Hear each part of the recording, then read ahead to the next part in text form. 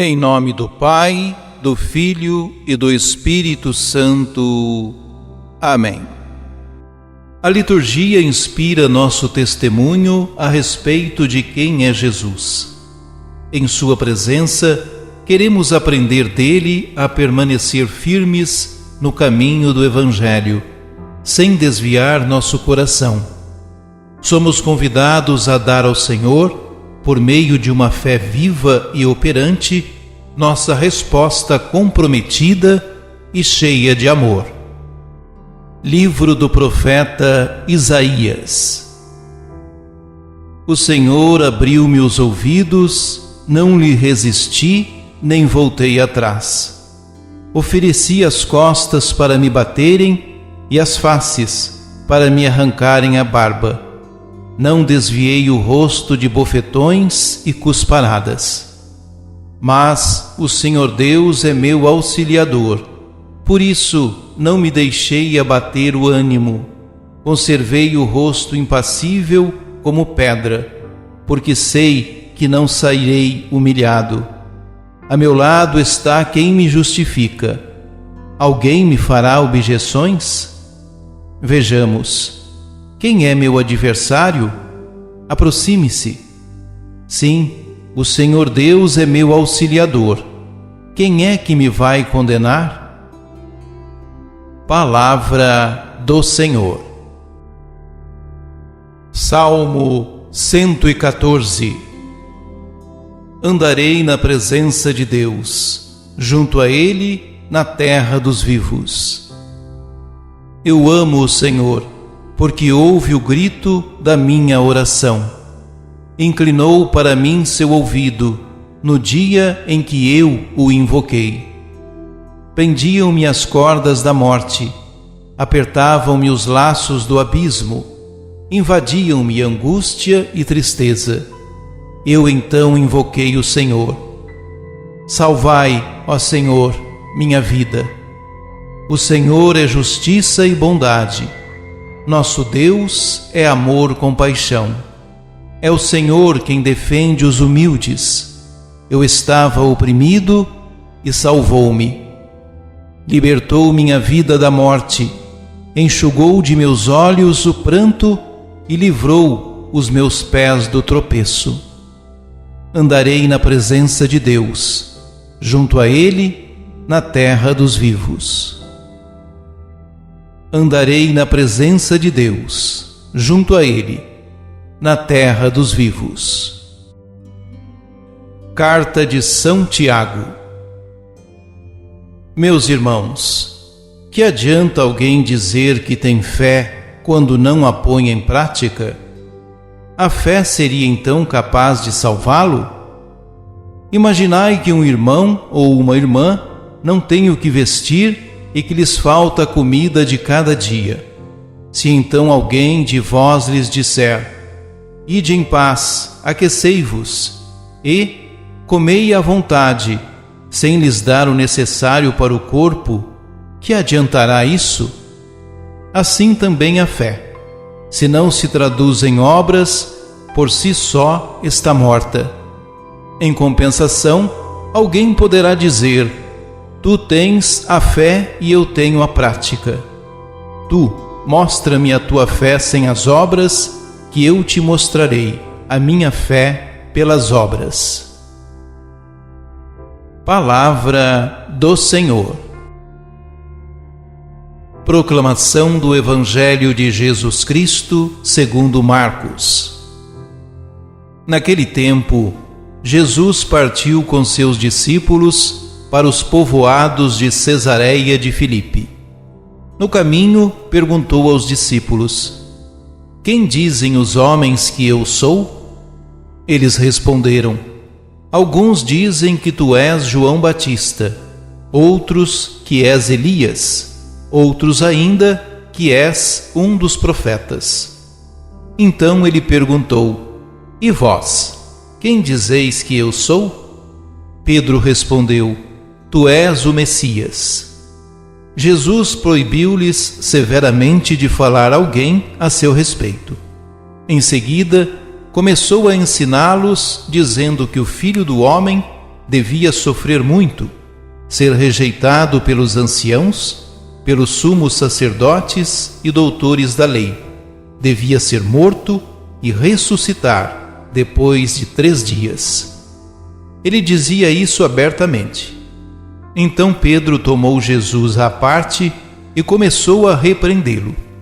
Jesus voltou-se, olhou para os discípulos e repreendeu a Pedro, dizendo: Vai para longe de mim, Satanás.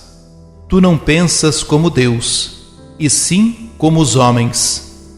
Então chamou a multidão com seus discípulos e disse: Se alguém me quer seguir, renuncie a si mesmo, tome a sua cruz e me siga.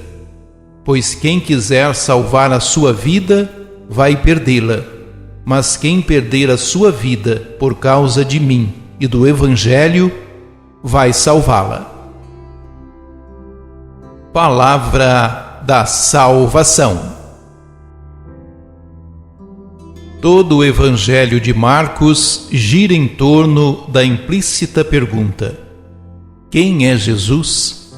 A qual o evangelista responde com 2 títulos que marcam a divisão da obra em 2 partes. Jesus é o Messias, ou seja, o Cristo, e Filho de Deus. A primeira parte tem seu ponto alto na solene confissão de Pedro: Tu és o Messias, enquanto a segunda culmina na confissão do centurião aos pés da cruz. Esse homem era filho de Deus. O texto deste domingo é a conclusão da primeira parte e o centro temático e literário da obra. Compreende a confissão de Pedro, o primeiro anúncio da paixão e as exigências básicas para o discipulado. É um episódio presente nos 3 sinóticos, sendo a versão de Marcos a mais rica e original. A cena transcorre no caminho de Cesareia de Filipe, no extremo norte da Galiléia. Cesareia é uma cidade imperial, onde se prestava culto ao imperador romano. Sua população era predominantemente pagã. A confissão da messianidade de Jesus ali se torna, então, uma denúncia ao império, com todo o seu aparato de dominação.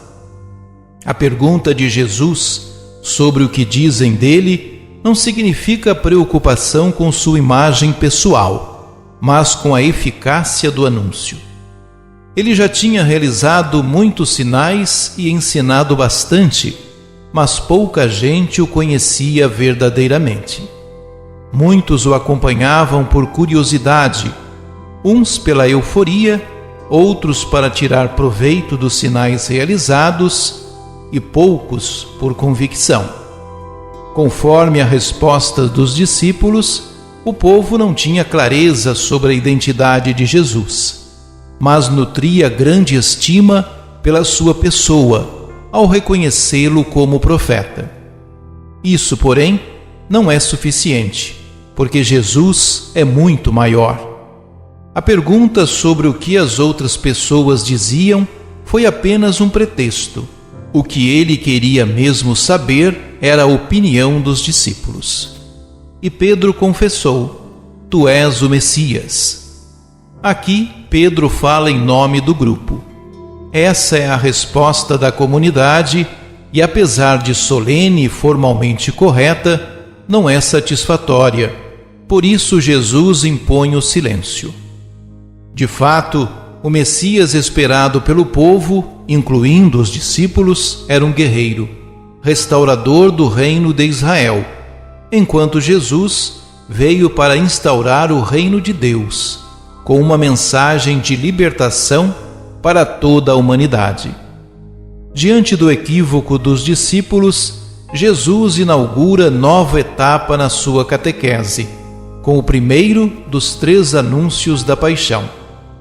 Com isso, revela sua identidade de Messias às avessas. Vai sofrer muito, será rejeitado e humilhado até a morte.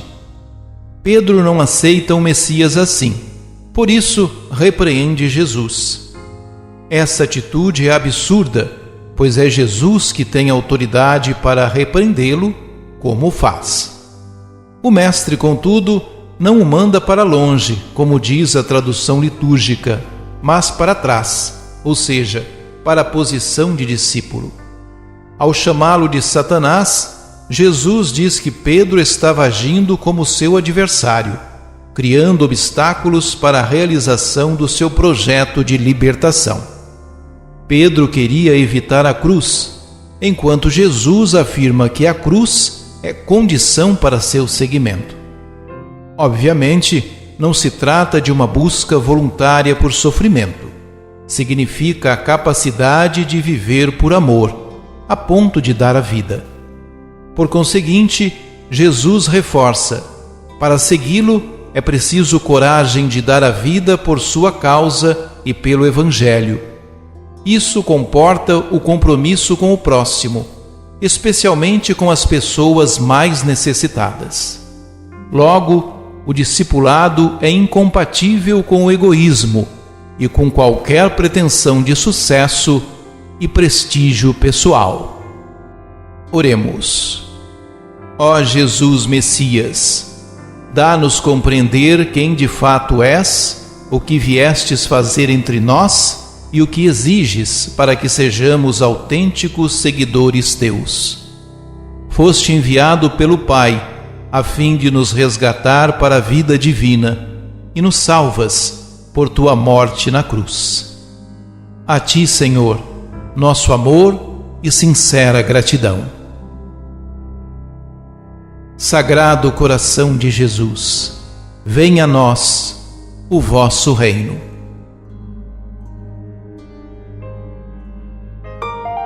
Ajude-nos a evangelizar. Se inscrevam em nosso canal, ativem o sininho, dê o joinha em nossos vídeos e compartilhem a palavra de Deus.